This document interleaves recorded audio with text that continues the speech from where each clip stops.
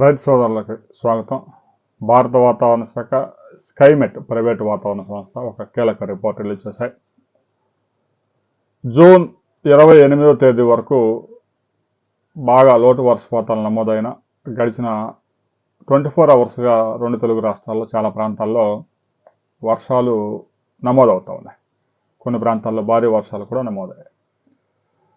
గడిచిన 24 అవర్స్లో ఏ ప్రాంతాల్లో ఎంత వర్షపాతం నమోదైంది, రాబోయే 48 అవర్స్లో ఏ ప్రాంతాల్లో వర్షాలు కురవబోతా ఉన్నాయి, రాబోయే 2 రోజుల్లో వర్షపాతం ఎంత నమోదు కాబోతా ఉంది అనే వివరాలని భారత వాతావరణ శాఖ ఒక బులెటిన్ రిపోర్ట్ రిలీజ్ చేసింది. ఆ వివరాలు మనం పరిశీలిద్దాం.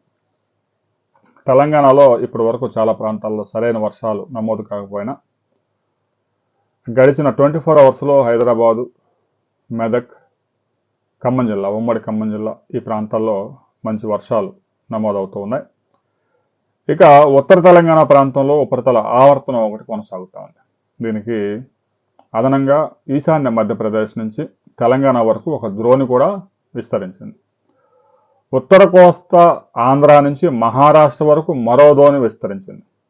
ఈ వ్యవస్థలన్నీ ఒక 3 వ్యవస్థలు, ఒక 2 ద్రోణులు, ఒక ఆవర్తనం కొనసాగుతూ ఉండడంతో తెలంగాణలో ముఖ్యంగా ఉత్తర తెలంగాణ జిల్లాల్లో చాలా ప్రాంతాల్లో భారీ వర్షాలు, 1-2 ప్రాంతాల్లో అతి భారీ వర్షాలు కూడా నమోదయ్యే అవకాశం ఉంది.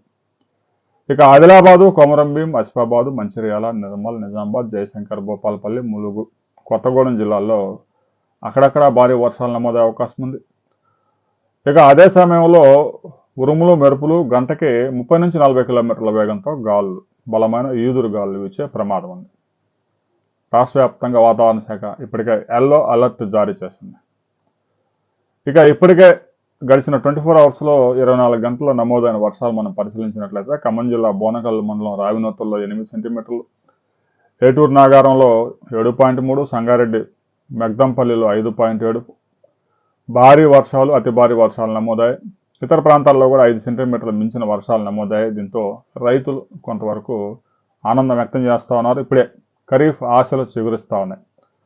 ఇక వర్షాలు కొనసాగుతున్న నేపథ్యంలో వ్యవసాయ శాఖ అధికారులు, రవాణా శాఖ అధికారులు కొన్ని కీలక సూచనలు జారీ చేశారు. కొన్ని ప్రాంతాల్లో అతి భారీ వర్షాలు నమోదవుతూ మెదక్ జిల్లా తూప్రాన్ లాంటి ప్రాంతాల్లో రోడ్ల మీద, జాతీయ రహదారుల మీదుగా నీరు ప్రవహిస్తూ ఉంది. ఇక ఖమ్మం జిల్లాలో కూడా ముఖ్యమంత్రి కార్యక్రమం కూడా వాయిదా పడిపోయింది వర్షం కారణంగా. ఇక దాని గురించి మరో వీడియోలో కూడా మనం తెలుసుకుందాం. ఇక ఆంధ్రప్రదేశ్లో గడిచిన 24 గంటలు విజయనగరం, విశాఖపట్నం, శ్రీకాకుళం జిల్లాలో 2 నుంచి 3 సెంటీమీటర్లు, ఉభయ గోదావరి, కృష్ణా, గుంటూరు, పల్నాడు జిల్లాల్లో 2 సెంటీమీటర్లు, రాయలసీమలోని అనంతపురం, కడప, కర్నూలు జిల్లాల్లో 1 నుంచి 2 సెంటీమీటర్ల వర్షపాతాలు నమోదయ్యాయి. రాబోయే 48 గంటల్లో పల్నాడు, కృష్ణా, ఎన్టీఆర్ జిల్లాల్లో 5 సెంటీమీటర్ల భారీ వర్షాలు నమోదయ్యే అవకాశం ఉందని అమరావతి వాతావరణ కేంద్రం బులెటిన్ రిలీజ్ చేసింది.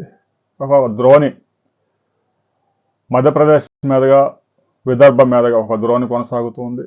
మహారాష్ట్ర, కర్ణాటక, కోమరన్, తెలంగాణ మీదుగా మరొక ద్రోణి ఆవర్తనం ప్రభావంగా ఉంది.